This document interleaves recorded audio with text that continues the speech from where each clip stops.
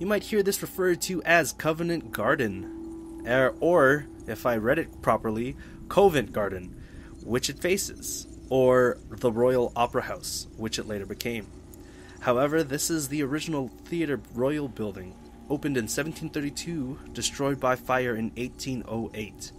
It will be rebuilt, then destroyed by fire again in 1857. Man, that thing had a tough run. And then almost completely renovated in 1990s. They've installed a smoke detector this time. I see what you did there. The original theater lineup was varied, containing ballet, operas, even acrobatics. Many of Handel's operas opened here right up until his death in 1759, when he mysteriously stopped writing them.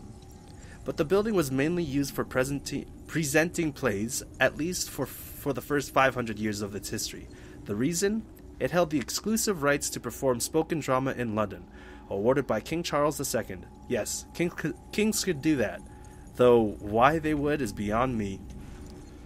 Reginald Birch was a London merchant, the son of another London merchant, who, conveniently enough, also had the last name Birch. It seems it was one of those hard-to-put-your-finger-on things that ran in the family.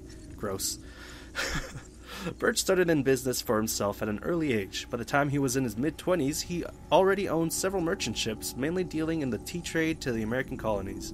That's pretty good going, seeing as by the time most people are in their mid-20s, they don't even own a shirt. I was about to swear there. I have him as part owner of the Providence, among others. Later in life, Birch also owned several businesses in and around London. He was a member of White's, which was a posh gentleman's club in London, and generally well-known and respected man about town. From what I can tell, Birch met Hatham Kenway while working for his father, Edward. They were introduced at White's while Hatham was still quite young. Birch would eventually take over Hatham's education, tutoring him while on a tour of Europe in the 1730s. From what we've seen in the Animus, it seems their friendship continued into adulthood, with them working together as members of the Assassins. So, this is Hatham's friend. The Beggar's Opera opened in London in 1728. It's a musical, one of the earliest ever created. It was written by John Gay, a writer and friend of both Alexander Pope and Jonathan Swift, two of the prominent literary figures of the day. The opera was both popular and controversial. Popular partly because it was an excellent skewering of Italian opera, which was very popular at the time. However, instead of complicated Italian songs, the Beggar's Opera featured folk tunes that the audience could recognize, meaning you could hum along even if you didn't know Italian. It was controversial because of the subject matter. It's set in the Newgate prison, and the main characters are all criminals who act much like the upper classes. It was a send-up of British nobility, including veiled criticism of the head of government, neither of whom traditionally have a sense of humor. I've never met a queen who liked a knock-knock joke. Actually, I've never met a queen. Is this Sean speaking? Maybe I could sound like a French guy, English guy. The Beggar's Opera was accused of being a base form of entertainment, and, because of its main characters were criminals, accused of causing an increase in crime. It's nice to see that criticism isn't just for movies and video games. Bloody opera, corrupting our kids. How dared they? Received messages.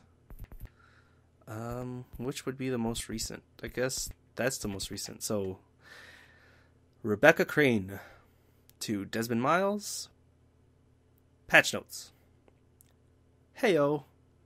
Had a little bit of downtime while you were gone, so figured I'd do what I could to upgrade the operating system. It's actually been ready for a little while now, but with the Animus in safe mode, I wasn't about to try an installation. Things I did.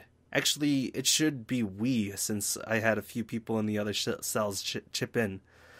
Modifications to the targeting system. You should be able to move in and out of combat more easily.